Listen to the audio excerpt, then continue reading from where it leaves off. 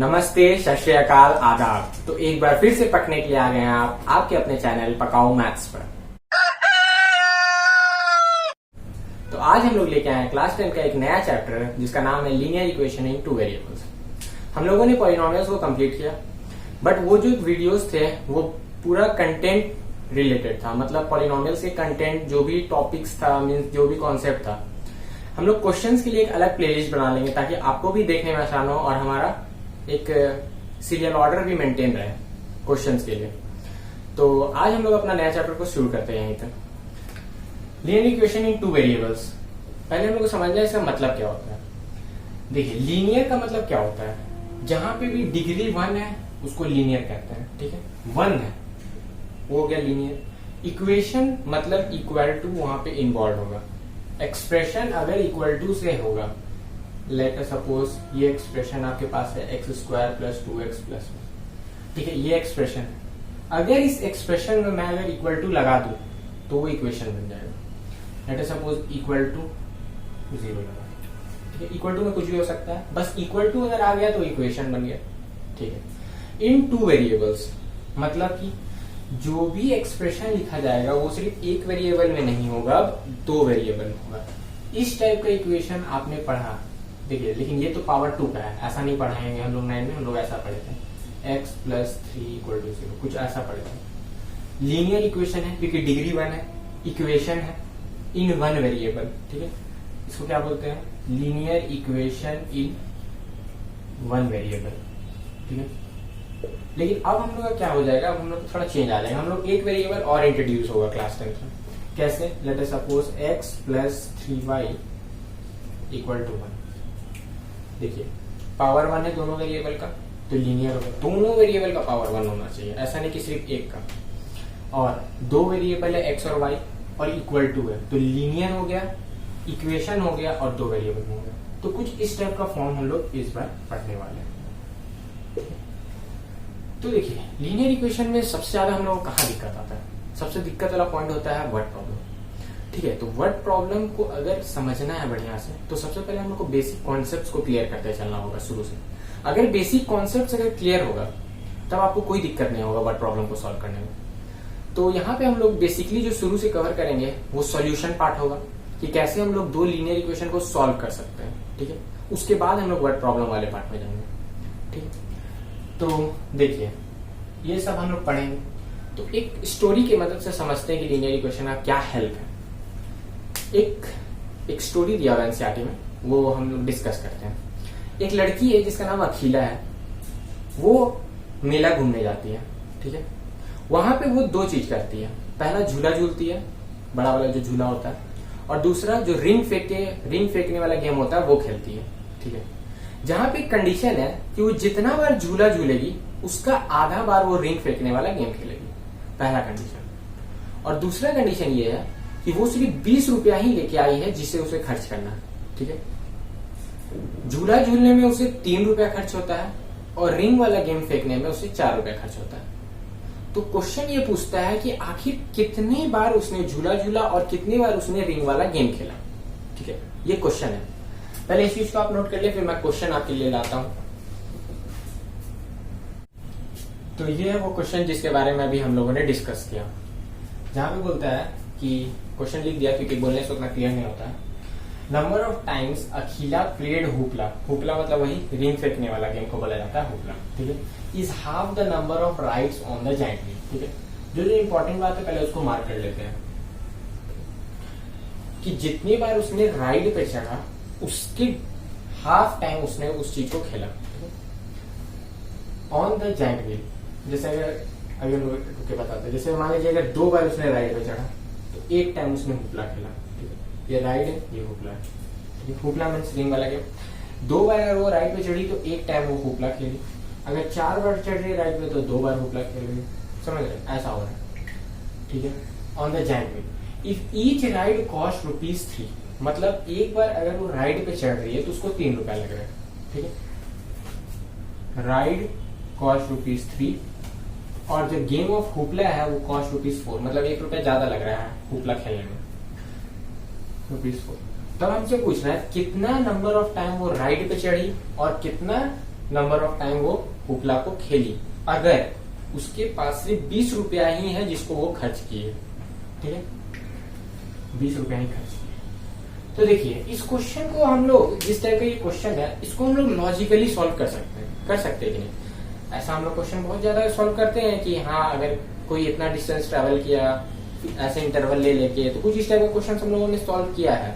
Logical question हम लोग solve कर लेते हैं। तो ये भी तो बहुत लॉजिकल क्वेश्चन है, इसको भी हम लोग अपने लॉजिक से सॉल्व कर सकते हैं। जैसे देखिए कैसे, अगर उसको 3 रुपया कॉस्ट हो रहा है राइड का और 4 रुपया कॉस्ट हो रहा है हुपला खेलने का, ठीक है, जहां पे प्रोवाइडेड है कि वो उसका हाफ खेल रही है। तो अगर हम मान के चल रहे हैं कि एक बार अगर हुपला खेली मतलब कि 2 बार राइड की होगी, ठीक है, तो 2 बार राइड करने का उसको कितना पैसा लगेगा, 2 इंटू 3 6 रुपया लगेगा। और एक बार हुपला खेलने का कितना पैसा लगेगा, 1 इंटू 4 रुपीज लगेगा। तो टोटल अमाउंट कितना हो गया, 6 4 10, ठीक है। तो यहां से पता चल रहा है कि 10 रुपया ही उसका खर्च होगा अगर एक बार हुपला खेलेगी और 2 बार राइड करेगी तो। बट बोल दिया क्वेश्चन में कि वो स्पेंड करती है ₹20, ठीक है। तो लेट अस सपोज नेक्स्ट, अगर मान लीजिए वो 2 बार हुपला खेली तब 4 बार राइड की होगी, क्योंकि हुपला हमेशा आधा खेल पा रही है, ठीक है। तो मतलब 4 बार राइड 2 बार हुपला। तब देखते हैं क्या होगा, 4 का कितना होगा, एक बार राइड करने का 3 रुपया लग रहा है, ठीक है। तो 4 बार राइड करने का कितना रुपया लगेगा, 12 रुपया लगेगा। और 2 बार हुपला खेलना कितना रुपया लगेगा, एक बार का 4 लग रहा है, तो 2 इंटू 4 8 लगेगा।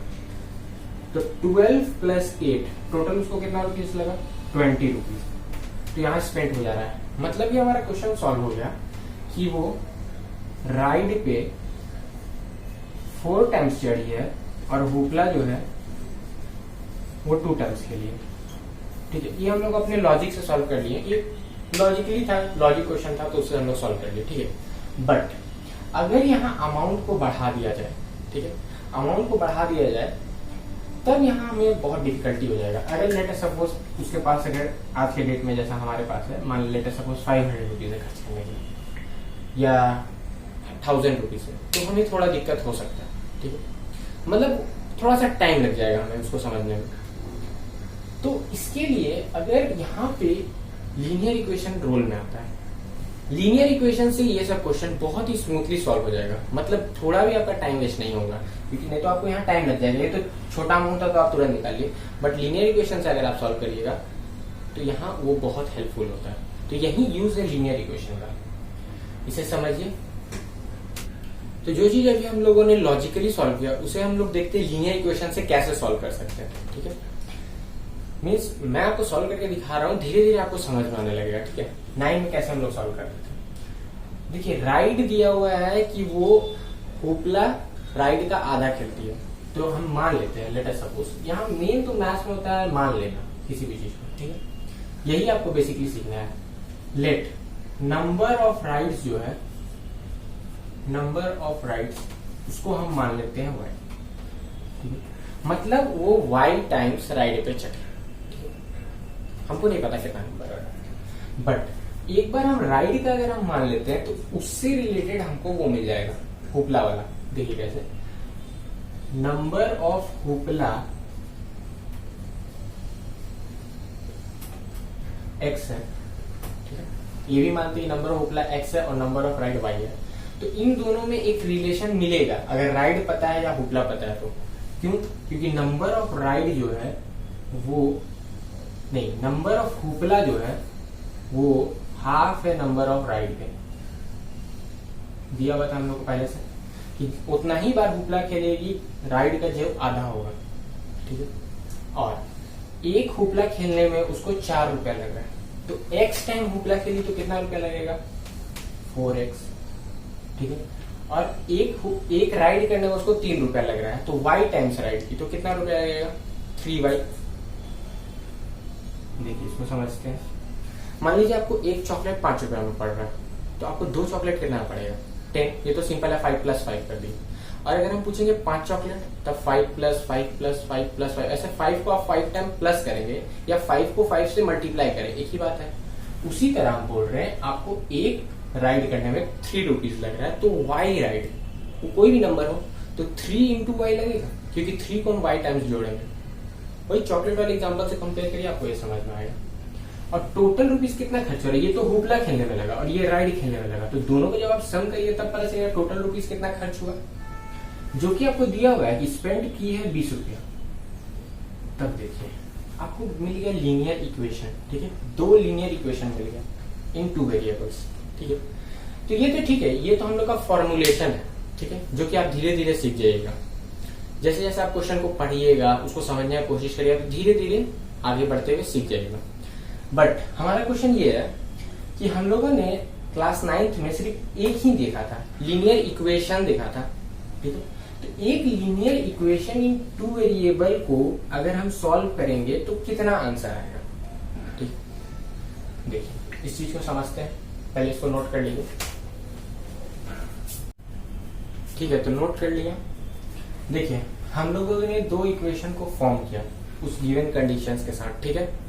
तो हमारा मेन रीजन क्या था, हमें तो वो आंसर चाहिए, हमें इससे थोड़ी मतलब है, हमें तो बेसिकली आंसर क्या चाहिए था, 4 और 2 जो हमारा आया था निकल के, तो हमें इससे वो आंसर मिलेगा कैसे।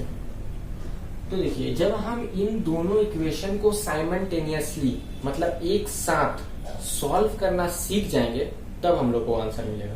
मीन्स हम लोग यहाँ से x और y निकालेंगे, क्योंकि y क्या है, नंबर ऑफ राइट्स, जो कि हमारा निकल के क्या आया था 4, और नंबर ऑफ होपला क्या था 2 आंसर, ठीक है। इस क्वेश्चन को हम लोग आगे की वीडियोस में देखेंगे कि कैसे इस क्वेश्चन को सॉल्व करेंगे, जब हम लोग सॉल्यूशन पार्ट सीख लेंगे, ठीक है, कि 2 लीनियर इक्वेशन एक साथ कैसे सॉल्व किया जाता है। तब तक के लिए अब हम लोग बेसिक कॉन्सेप्ट को बिल्ड करते हैं। इस क्वेश्चन को ध्यान में रखिएगा, इस क्वेश्चन को हम लोग फिर से उठाएंगे जब हम लोग सॉल्यूशन पार्ट सीख लेंगे। तब आगे हम लोग बढ़ते हुए देखते हैं कि किसी भी लीनियर इक्वेशन इन 2 वेरिएबल का जनरल फॉर्म क्या होता है, ठीक है, जो कि सबसे इंपॉर्टेंट होता है। समझते हैं क्या होता है जनरल फॉर्म, जैसा कि बुक में गिवन रहता है। तो जनरल फॉर्म होता है linear equation in 2 variable ax plus by plus c equal to 0, ठीक है। ये तो हो गया जनरल फॉर्म। साथ में कुछ कंडीशन होता है जनरल फॉर्म में हमेशा, क्या होता है, यहां पे बोलेगा a b c जो होने चाहिए वो रियल नंबर्स होने चाहिए, एंड एक कंडीशन होता है दूसरा a and b both not equal to 0। अब देखते हैं ये क्या बोल रहा है। ये तो ठीक है, रियल नंबर क्या है, जो भी नंबर हम लोग इमेजिन कर सकते हैं, जो भी नंबर हो सकते हैं, सब रियल नंबर, ठीक है, ए बी सी कुछ भी हो सकता है, इसका यही कहने का मतलब है। a and b both not equal to 0 बोला, ठीक है, दोनों ही 0 नहीं होना चाहिए। तो देखते हैं क्यों नहीं बोल रहा। एग्जाम्पल लेते हैं, पहले इस फॉर्म का एक एग्जाम्पल लेते हैं। 2x plus 3y equal to 5। देखिए इस फॉर्म में है कि नहीं पहले चेक करिए। 2x plus 3y, ax plus by plus c यहां नहीं है, इक्वल टू में है c, ठीक है। तो जनरल फॉर्म में हमेशा इक्वल टू में 0 है, ध्यान में रखिएगा इस बात को। कभी भी आपको जब हम लोग बोले कि इस फॉर्म में है कि नहीं, तो पहले इस फॉर्म में बनाइए। इक्वल टू में क्या है 0, तो इक्वल टू में 0 बनाना होगा हम लोग को। तो इसको और क्या लिख सकते हैं, 2x प्लस 3y, 5 यहाँ प्लस में है, ठीक है। देखिए फिर हम लोग वही चीज करेंगे, यहाँ पे 0 बनाना है तो -5 करिए दोनों तरफ, इस तरफ भी -5 करिए, इस तरफ भी -5 करिए, क्योंकि हम लोग इक्वेशन को चेंज नहीं कर सकते। इस तरफ -5 करते हैं, -5 की इस तरफ इक्वल टू, यहाँ 5 पहले से, इधर भी -5 किए, दोनों तरफ -5 कर दिए।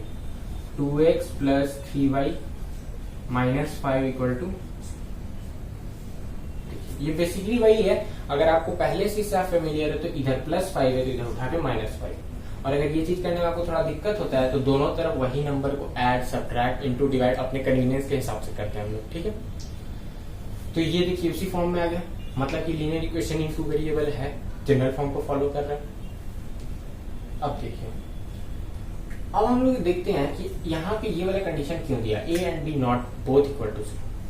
अब मान लीजिए हम 2x plus 0 into y equal to 5, ठीक है।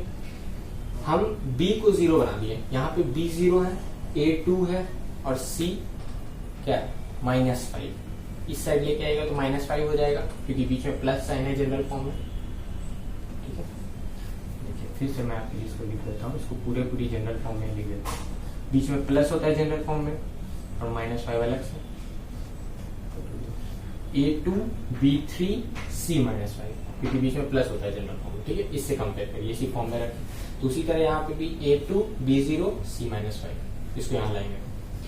लेकिन 0 इंटू सब नंबर क्या हो जाता है, 0 हो जाता है, तो इसको हम दोबारा लिख सकते हैं 2x, ये टर्म ही हट जाएगा, 0 इंटू वाई 0 इक्वल टू 5। अब देखिए तो क्या हो गया, ये वही चीज नहीं हो गया जो हम लोग क्लास 9 में पढ़ते हैं, लीनियर इक्वेशन है, लीनियर है, पावर 1 इक्वेशन है, और वेरिएबल कितना है, एक ही। ये लीनियर इक्वेशन इनटू वेरिएबल तो रहा ही नहीं। अभी हम लोग स्टार्टिंग में भी डिस्कस किए कि ये तो linear equation in one variable है, इसी के लिए यहाँ कहा जाता है कि बोथ नॉट इक्वल टू 0, ठीक है, दोनों ही 0 नहीं हो सकता, मतलब कि ना तो ये 0 हो सकता है ना तो ये 0 हो सकता है, दोनों से कोई भी 0 नहीं होना चाहिए, ठीक है। ये होता है जनरल फॉर्म किसी भी लीनियर इक्वेशन का, ठीक है।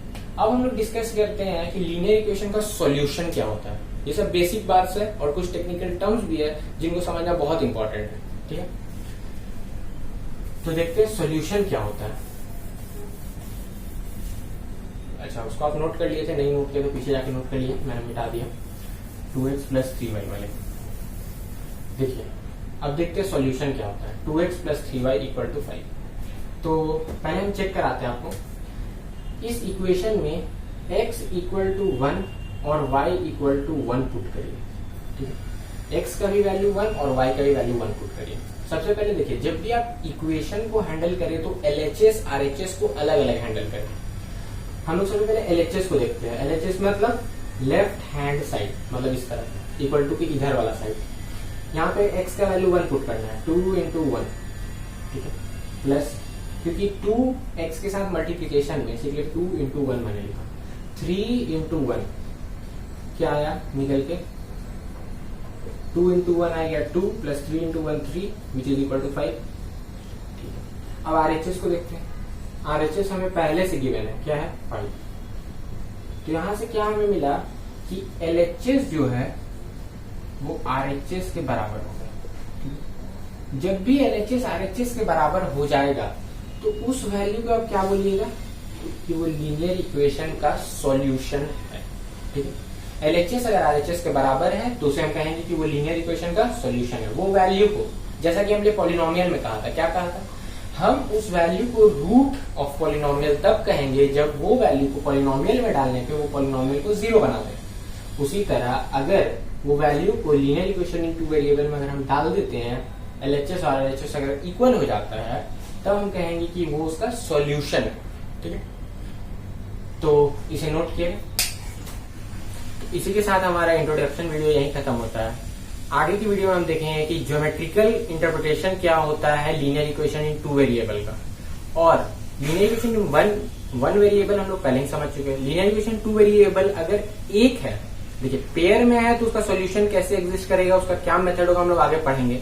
लेकिन अगर सिर्फ एक अगर लीनियर इक्वेशन दिया हुआ है तो उसका कितने सॉल्यूशन होंगे, ये सब हम लोग आगे की वीडियो में देखेंगे। आगे बहुत इंटरेस्टिंग हो जाएगा, हम लोग जब ज्योमेट्रिकल से समझेंगे। तब तक के लिए स्टे हेल्दी, स्टे सेफ, पढ़ते रहें।